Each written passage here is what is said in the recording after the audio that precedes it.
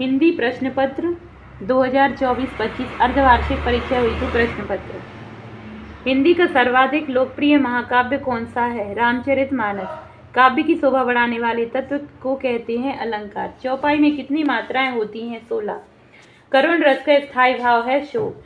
जिन वाक्यों में दो कर्म होते हैं उनकी क्रिया कहलाती है द्विकर्मक। शब्दगुण के कितने प्रकार होते हैं? 3। दोहा में कितनी मात्राएं होती हैं? 24। फिर ये रिक्त स्थानों की पूर्ति करो। पंचवटी किस समास का उदाहरण है? द्विगु समास। अर्थ के आधार पर वाक्य के 8 प्रकार होते हैं जिनके कारण स्थायी भाव उत्पन्न होते हैं, वह आलंबन कहलाता है। कामायनी एक महाकाव्य है। 16 छंद में 4 चरण होते हैं।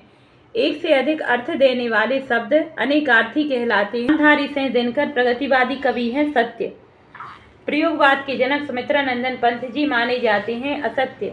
गोपियों ने उद्धव के संदेश को स्वीकार कर लिया। असत्य।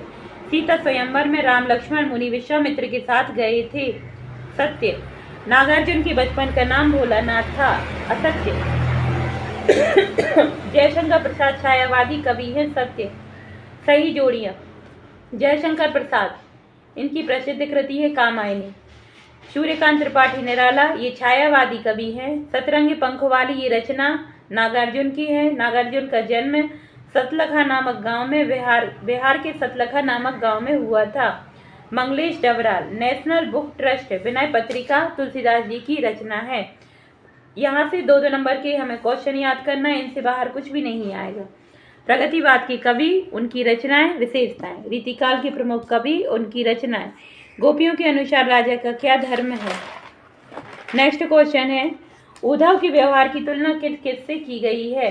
कवि आत्मकथा लिखने के लिए क्यों बचना चाहता है? नाटक और एकांकी में अंतर लिखिए। कहानी किसे कहते हैं? 2 कहानीकारों के नाम। रेखाचित्र किसे कहते हैं? एक रेखाचित्र लेखक का नाम लिखो। रेपोतार्ज से क्या समझते हो? रेखाचित्र और संस्मरण में 2 अंतर लिखो। नेताजी की मूर्ति को देखकर लेखक के मन में कौन सी कमी खटकी? नेक्स्ट क्वेश्चन है, भोलानाथ अपने साथियों को के साथ सिसकना क्यों भूल जाते हैं? दोहा की परिभाषा उदाहरण सहित लिखो। अनुप्रास श्रृंगार की परिभाषा उदाहरण सहित लिखो। छायावाद की प्रमुख विशेषताएं बताइए। यमक अलंकार की परिभाषा उदाहरण सहित दीजिए। रीतिकाल को श्रृंगार काल क्यों कहा जाता है? महाकाव्य और खंडकाव्य में 2 अंतर लिखिए। प्रबंध काव्य के भेद लिखिए।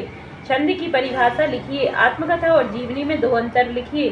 बाबू गुलाब राय के अनुसार निबंध की परिभाषा लिखिए। इसके अलावा नशा मुक्ति हेतु ध्यान में रखते हुए एक विज्ञापन बनाना है। और सूरदास की काव्यगत विशेषताएं, चौपाई छंद की परिभाषा उदाहरण से। ये हाफ ईयरली के लिए हिंदी के मोस्ट IMP क्वेश्चन है, इससे बाहर कुछ भी नहीं आएगा। इसके अलावा नेक्स्ट वीडियो, कृपया हमारे चैनल को सब्सक्राइब करना ना भूलें। सभी हाफ ईयरली के क्वेश्चन इस चैनल पर आपको जरूर मिलेंगे।